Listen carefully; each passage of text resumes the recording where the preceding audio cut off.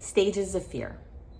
You've probably already heard of fight or flight mode, where either a person or an animal will either fight or flight, which is run away.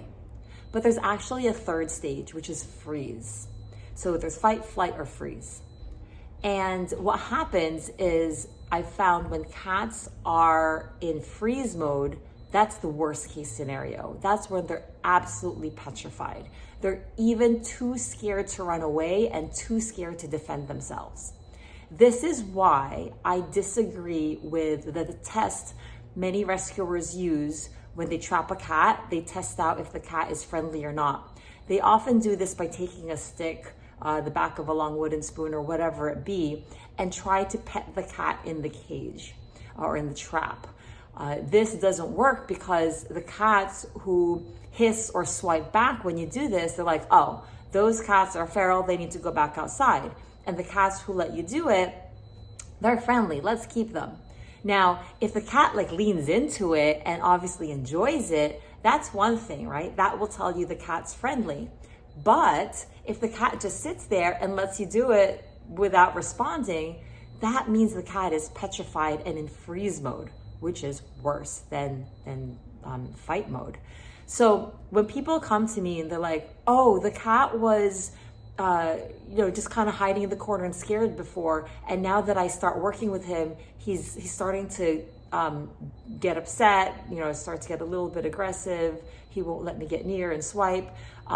The reason why that happens is because when they're in freeze mode, again, that's the worst stage, as they become a little bit more confident in themselves, a little bit more comfortable in the environment, a little bit far from being totally comfortable, but they gain the confidence to try to protect themselves.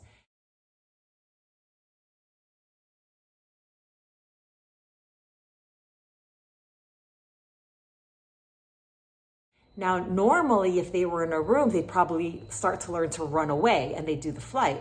But a lot of times people in the traditional approach will work with the cat in a crate, or if you're with a cat in a playpen, the cat can't really run away. So the cat will start to do fight, right? Start to try to defend him or herself.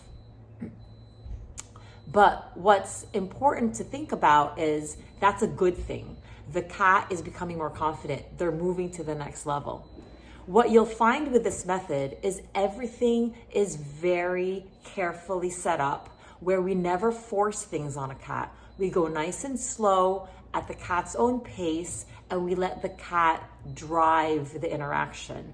Now, again, I always will say going slow means they will progress faster. So just because it feels excruciating slow doesn't mean it's actually taking longer. I tell people, mark in your calendar when you start and when you finish, because you'll be surprised at how far the cat gets to in 5 weeks, 6 weeks. Things that you never would have thought the cat could do.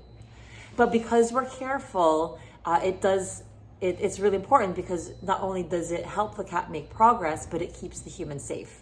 And I have one section here in the program that talks about how to test, when the cat is ready for you to go into the playpen with him or her, how to do it safely. And again, if you're ever unsure, reach out to us. We want to keep you safe.